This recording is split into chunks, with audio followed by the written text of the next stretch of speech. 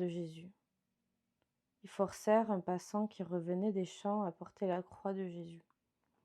C'était Siméon de Cyrène, le père d'Alexandre et de Rufus. Ils conduisirent Jésus à l'endroit appelé Golgotha, ce qui signifie lieu du crâne. Ils lui donnèrent à boire du vin mêlé de myrrhe, mais il ne le prit pas. Ils le crucifièrent, puis ils se partagèrent ses vêtements en tirant au sort pour savoir ce que chacun aurait. C'était 9 heures du matin quand ils le crucifièrent. L'inscription indiquant le motif de sa condamnation portait ces mots: le roi des Juifs. Ils crucifièrent avec lui 2 brigands, l'un à sa droite et l'autre à sa gauche. Ainsi fut accompli ce que dit l'Écriture.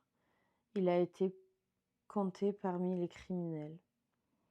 Les passants l'insultaient et secouaient la tête en disant: Hé, toi qui détruis le temple et qui le reconstruis en 3 jours, sauve-toi toi-même, descends de la croix. Les chefs des prêtres avec les spécialistes de la loi se moquaient aussi entre eux et disaient: Il en a sauvé d'autres et il ne peut pas se sauver lui-même. Que le Messie, le roi d'Israël, descende maintenant de la croix afin que nous voyions ce que nous croyons et que nous croyons. Ceux qui étaient crucifiés avec lui l'insultaient aussi. À midi, il y eut des ténèbres sur tout le pays, jusqu'à 3 heures de l'après-midi. Et à 3 heures de l'après-midi, Jésus s'écria d'une voix forte: Éloi, Éloi, lama sabachthani, ce qui signifie: mon Dieu, pourquoi m'as-tu abandonné? Quelques-uns de ceux qui étaient là après l'avoir entendu disaient: Voici qu'il appelle Élie. Et l'un d'eux courut remplir une éponge de vinaigre.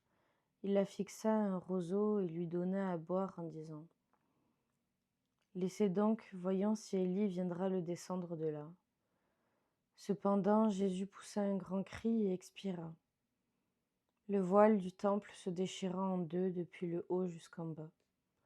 Quand l'officier romain qui se tenait en face de Jésus entendit son cri et le vit expirer de cette manière, il dit: Cet homme était vraiment le Fils de Dieu. Il y avait aussi des femmes qui regardaient de loin. Parmi elles étaient Marie de Magdala, Marie, mère de Jacques,